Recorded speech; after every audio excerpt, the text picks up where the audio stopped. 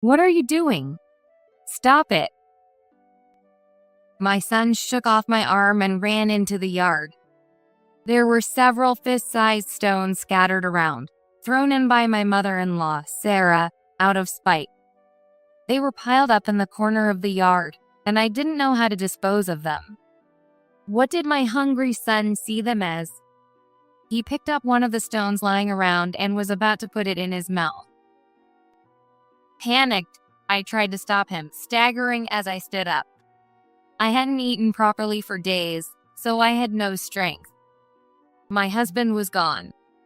He died in a car accident, and since then we had no income, barely scraping by. Even if I wanted to work, my frail body couldn't handle a regular job. No, right now my son is the priority. If I don't hurry, he'll eat the stone. I cursed my helplessness. It's my fault that I let my child get so hungry that he tried to eat a stone. It's all my fault. I'm a failure as a mother. Overcome with self-blame, frustration, and sadness, tears wouldn't stop flowing. Stop. Please, stop. I desperately grabbed his hand.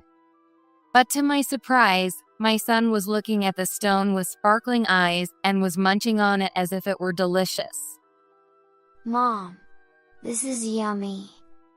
I was astonished by the unbelievable sight. My name is Melissa Adams. I live with my young son, Sean. Mom, look. A dandelion. Sean laughed innocently, pointing at a dandelion blooming in the park. Sean turned 4 this year and will start preschool next spring. The thought of that made me anxious. Enrolling him and buying the necessary supplies would cost money, but we had no income. Normally, I take a part-time job, but my weak health made it hard to work. And there was no one to watch Sean while I was working. As I watched my child play on the park slide, I wondered what to do next. My husband, Mike, died in a car accident last year. I still vividly remember that day, with the sun shining brightly, just like today. We were out shopping with Sean in a stroller, the 3 of us together. After finishing our shopping, we walked to the crosswalk. The light turned green, and we started to cross when a car came speeding towards us. Watch out. Mike pushed me and the stroller aside to protect us. The car screeched to a halt, and the area was immediately in chaos. Someone called an ambulance, and Mike, carried away with blaring sirens, was in critical condition. I waited with a prayerful heart, but he never came back.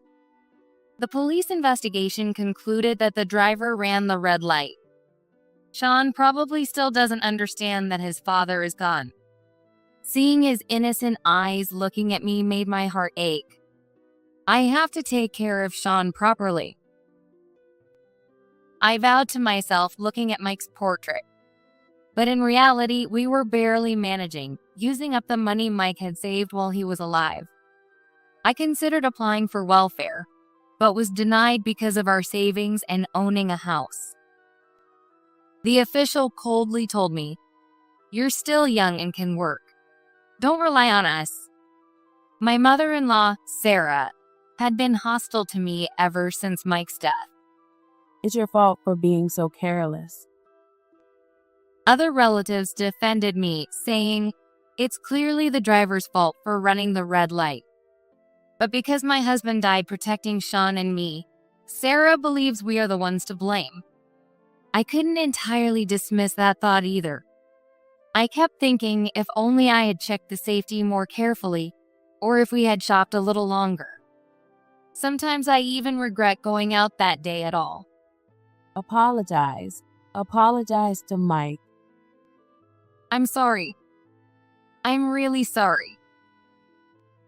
For a few months after my husband died, she came almost every month and demanded apologies from Sean and me. But after 6 months, she started throwing stones instead. I hate you. With a shrill scream, Sarah would throw stones from her house. Our houses were next to each other, and stones the size of fists would fly from her yard. When I went outside to ask her to stop, more stones were thrown at me. Some of them were aimed directly at me, and if I couldn't dodge them, they would hit my face or body. Sarah, please stop. Ouch. I instinctively covered my face with my hands, and a sharp pain shot through. A stone hit the back of my hand, leaving a small cut. Startled, I looked around. I was worried Sean might have been hit, but thankfully he wasn't outside today. Relieved, I sighed. The rain of stones had stopped, and various sizes of stones were scattered in the yard. Sean and I picked them up one by one and piled them in a corner out of the way. The pile had grown to be as tall as Sean. This is a problem, I muttered, staring at the pile of stones. Lately, I have been cutting down my meals to 2 a day and trying to keep my stomach rolling. I had to find a way out of this poverty. Even a little income would help, allowing me to save some money. Checking the decreasing balance in my bank account filled me with anxiety, but it would be slightly better with some savings. The other problem was Sarah. For some reason, she obsessively threw stones at us, and it was always near the end of the month. She must hate us, but this was excessive. It was a miracle Sean hadn't been hit yet, but who knew when he might get hurt? I want her to stop, but going over to ask would only result in more stones being thrown. She wouldn't listen to me. Even if I go to ask her, she won't listen to me. It's like making myself a target on purpose. I wish someone could mediate for us. One day, while I was thinking about this, Sean spoke up. Hey, what about Jake? I was momentarily puzzled. Jake? Who's that? Jake, you know. He gave me piggyback rides. We found a tall elephant by the river together, Sean said, but I had no idea what he was talking about. I thought it must be an imaginary friend. Children's imagination is so charming, I thought, and let it go. But a few days later, I remembered Jake Sawyer, a mutual friend of my husband and I. A few months before Mike died, we had gone to the zoo together. He loved kids, and he gave Sean a piggyback ride and chatted with him in the elephant area. There was a small water hole for the elephants, and Sean had called it a river. I remember how everyone burst out laughing at Sean's words, not yet able to distinguish between a river and a water hole. That's right, maybe I should talk to Jake. I knew it was presumptuous, but I had no one else to rely on. I gathered my courage and sent him a message. A few weeks later, Sean, Jake, and I met at a family restaurant. It was the first time seeing Jake since my husband's funeral. I was surprised. I never expected to hear from you, Melissa. He was dressed in chinos and a neat black shirt, smiling as he spoke. His hair, which had been straight the last time we met, was now permed. Thank you for taking the time to meet us. Oh, no need to be so formal. Sean, you can order whatever you like. Really? Then I'll have this, and this, and this. Sean eagerly opened the menu and pointed at random items. Jake chuckled and suggested a sundae. With brownies, chocolate ice cream, whipped cream, and lots of chocolate, Sean's eyes lit up. Oh, I'll have this. No, Sean, stop. I tried to intervene, but Jake quickly ordered through the touch panel. It's fine. I'll cover it. I felt incredibly embarrassed and wanted to hide. While we chatted about recent events, the chocolate sundae arrived in front of Sean. Jake took it from the serving robot and handed it to Sean, then looked at me seriously. So, you mentioned you needed to consult about something. Feeling uneasy about his slightly defensive posture, I told him about Sarah. Meanwhile, Sean, with chocolate all around his mouth, was enjoying the sundae. After I finished, Jake pursed his lips, looking troubled. I see. That's quite perplexing. I want to know how to make her stop. Can you help me? Well, I do know Mike's mom, but I'm not sure. His reluctance was expected. No one wants to get involved in someone else's family problems. He might end up being targeted by stones too. But I couldn't give up here. I have no one else to turn to. Please, I beg you. Jake folded his arms and thought for a moment. At that moment, for some reason, Sean, holding a spoon, said, "Please." He probably didn't understand the meaning or the situation. Maybe he was just mimicking me, but he gave Jake an oddly serious look. After a brief silence, Jake burst out laughing. Sean, you look just like your dad. Caught off guard, I stammered. Oh well, people often say that. Seeing Sean reminded me. I owe Mike. Jake explained that when he and my husband worked at the same company, he had once made a huge mistake in a deal. Jake had intended to submit his resignation to his boss. But to his surprise, the boss already knew about it and didn't blame Jake. I later found out that Mike had covered for me. My husband had a good track record and a close relationship with his boss, so he wasn't reprimanded. Mike was always putting himself out there for others.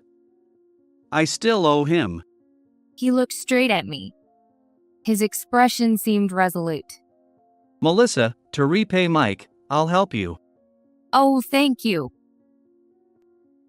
Thank you. No need to thank me. Jake didn't live near us, so he offered to check in occasionally. He said he wanted to come into the house and observe Sarah's behavior. He made a clear plan about what he wanted to ask and decided to question her directly if they met face to face. From that day, I started seeing Jake walking around our neighborhood occasionally. For some reason, he wore a black cap and sunglasses, which looked a bit suspicious. I thought about telling him to stop, but he seemed so serious that I decided not to. A week passed since Jake started his investigation, but there was no progress. In fact, Jake said Sarah didn't even seem to notice his presence. She always left early in the morning, returned home during the day, then went out again. She came home around 9 p.m., and shortly after, the lights went out. I'll keep watching for a while longer. Adjusting his black cap, he looked determined. But after a few weeks, I stopped hearing from him. I wonder what happened to Jake. During this time, I tried looking for a part-time job with childcare and browsed vocational training brochures. But I didn't feel capable of doing any of them, and I kept sighing. I sold anything that might fetch a price, like children's clothes, toys, and picture books, to make ends meet. Even so, our savings kept dwindling, and life grew harder by the day. I finally reduced my meals to 1 a day and Sean's to 2. But even his meals were small, so he constantly asked for snacks. Mom, can I have a snack? We don't have any. I'm sorry. I always apologize because we couldn't afford snacks. We went to the park with empty stomachs, trying to distract ourselves by playing. But without proper meals, we soon became too weak and returned home quickly. We started going out less and less. I'm hungry, Mom. In the dim room at dusk, my son murmured. He had already eaten lunch, and we had no food left for dinner. With no money, I couldn't go to the store. I'm sorry. I'm so sorry. I hugged Sean tightly, apologizing over and over. Then he shook off my arm and ran to the yard. No, I'm hungry. He picked up a stone and put it in his mouth. What are you doing? Stop it. I hurried to stop him, staggering as I stood up. I hadn't eaten properly for days, so I had no strength, but I had to act quickly before Sean ate the stone. I cursed my helplessness. It was my fault that my child was so hungry he tried to eat a stone. It was all my fault. I am a failure as a mother. Overcome with self-blame, frustration, and sadness, I couldn't stop the tears. Stop. Please, Sean, stop. I grabbed his hand desperately, but what I saw was unbelievable. My son was happily munching on the stone. Mom, this is chocolate. It's delicious. On closer inspection, all the stones were made of chocolate, crafted to look like real stones. I picked one up and took a bite, and it was indeed chocolate. When I checked the pile of stones in the corner of the yard, they were all chocolate too. I can't believe it. It was like something out of a fairy tale, a house made of sweets. Sean was reaching for one chocolate after another, getting chocolate all over his face. I went back inside and grabbed a basket. I couldn't let the neighbors see my son eating stones in the yard. Sean and I filled the basket with chocolate stones and decided to eat them inside. Still, what's going on? The fact that Sarah had been throwing chocolate stones was baffling. I couldn't help but worry if they were poisoned. But so far, both Sean and I were fine. As I pondered, my smartphone rang. It was Jake. I quickly grabbed my phone and answered. Hello, Jake. Something strange is happening. The stones are chocolate, and Sean is eating them. I blurted out in a rush, but Jake was calm. Calm down. I know about that. What do you mean? I'll explain. Actually, Sarah. Jake explained the situation to me in detail. Sarah had been working 2 part-time jobs every day, from early morning till late at night. In the morning, she works at a restaurant and returns home around noon. After lunch, she changes her clothes and works at a call center, coming home around 9 p.m. She has been living this way for nearly a year. While my husband had been tough, I was surprised to learn that Sarah was too. Holding 2 part-time jobs without getting sick was a testament to her health. But why is Sarah working part-time? I asked her that too. You spoke to her directly? Well, actually, she caught me following her. I couldn't see his face, but I could sense from his voice that he was smiling wryly. If a man in a black cap and sunglasses were following me, I'd think it was suspicious too. So, I wasn't too surprised that she noticed. Sarah had caught Jake following her to work and confronted him. I had to admire her boldness, and I was even more surprised to learn she questioned him. Jake managed to dodge her questions and succeeded in getting some recent information. I decided to talk to Sarah at a nearby family restaurant. Once inside, he asked her, Why are you working 2 part-time jobs? You don't seem to be struggling financially. Sarah was neatly dressed, with makeup and her hair perfectly done. She snorted and replied quietly, It's not for myself. I'm managing just fine. Then why? Sarah hesitated to answer that question. After a while, she finally spoke, a bit reluctantly. It's for my son's wife's sake. I heard she can't work because of her weak health, so I'm working instead of her. It turned out that Sarah had been working day and night, opening a bank account and saving money for us. Jake was astonished by her answer. What? For a whole year? Does Melissa know about this? She probably doesn't. But my grandson is going to need more money in the future, right? I want to help as much as I can. I found it hard to believe that Sarah would say such a thing. However, it didn't explain everything. It didn't seem to explain why she was throwing stones, or rather, chocolates. I urged him to continue. Jake, sharing my curiosity, asked cautiously, But according to Melissa, you've been throwing stones at their house.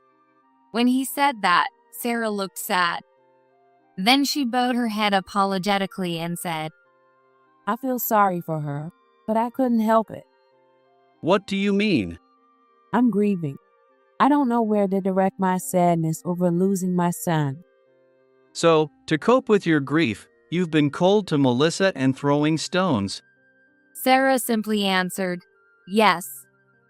Jake mentioned that Sarah seemed unable to accept Mike's death. Losing a beloved son is unimaginable for a mother. I felt my heart ache thinking about losing Sean before me. She's the one my beloved son chose. I don't hate Melissa. But Sarah couldn't let go of the idea that it wasn't the driver who took Mike's life, but his wife, Melissa. I'm stubborn about strange things. So, you threw stones at them because you hated them? Hate them? Of course I do. But I didn't throw any stones. It was just chocolate, Sarah said bluntly.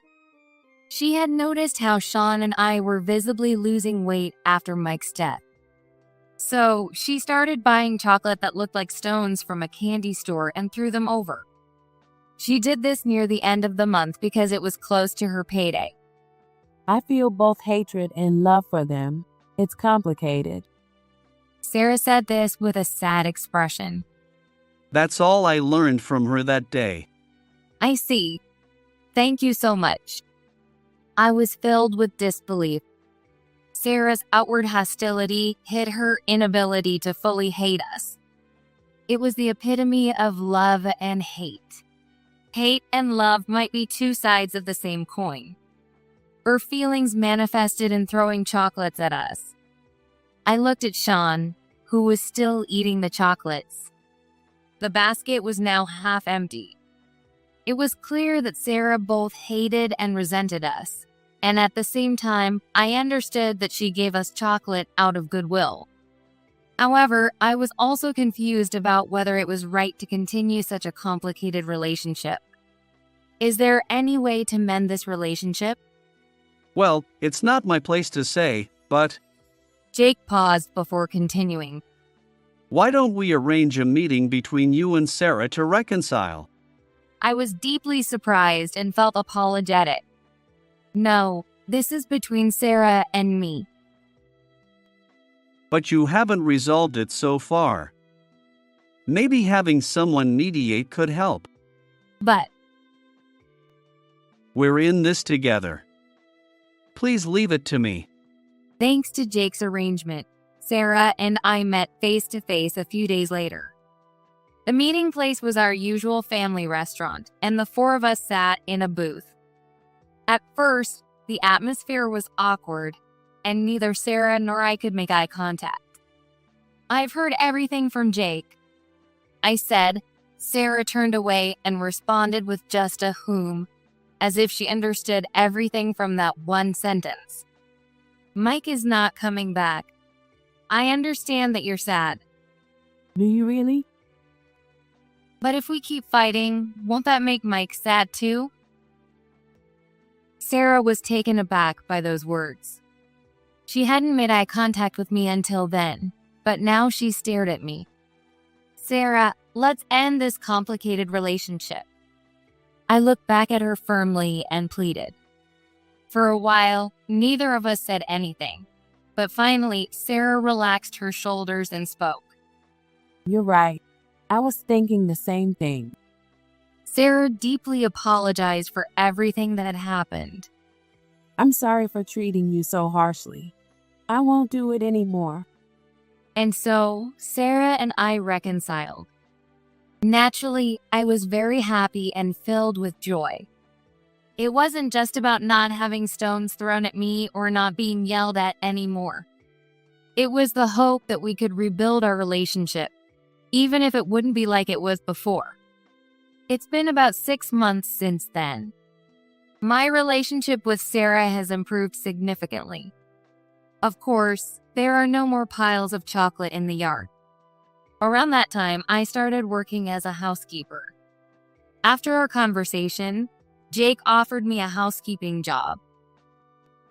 My new business is picking up, and I can't keep up with the housework. Of course, I'll pay you. Well, I can handle housework. You don't have to do it every day. Just 3 days a week, depending on your health. Though I had been a stay-at-home mom due to my poor health, I was confident in my housekeeping skills. Since it was flexible, I decided to take the job. Jake's house was huge, almost like a mansion, and there were 2 other housekeepers. It turned out that my housekeeping skills were quite high, and the other housekeepers praised me. Encouraged by them, I registered with a housekeeping agency and accepted jobs within my limits. I received high praise from clients, with comments like, "The prepared dishes are delicious," and "The living room storage is now easier to organize." More clients started requesting me by name, but I still worked at Jake's place, so my availability was limited. Furthermore, in my case, it's difficult to work every time due to my health. There are days when I can't go out, so I've become known as a rare character. I became known as the legendary housekeeper in the community. Jake was pleased too, saying that my organization made it easier for him to focus on work. He said the bookshelves I organized made information easier to find at a glance. Being praised for my abilities made me happy and a bit bashful. I no longer have gaps in my work and have been able to earn a fairly stable income. Thanks to that, I can now provide Sean with delicious meals. We often invited Sarah over for meals too. Recently, Sean has become quite attached to his grandmother. Grandma, look at this. He played with a toy train Sarah had bought him, cherishing it dearly. Sarah, though saying she didn't understand, watched him with a delighted smile. I wonder if my husband is watching this happy scene from heaven. I believe he's smiling at this happy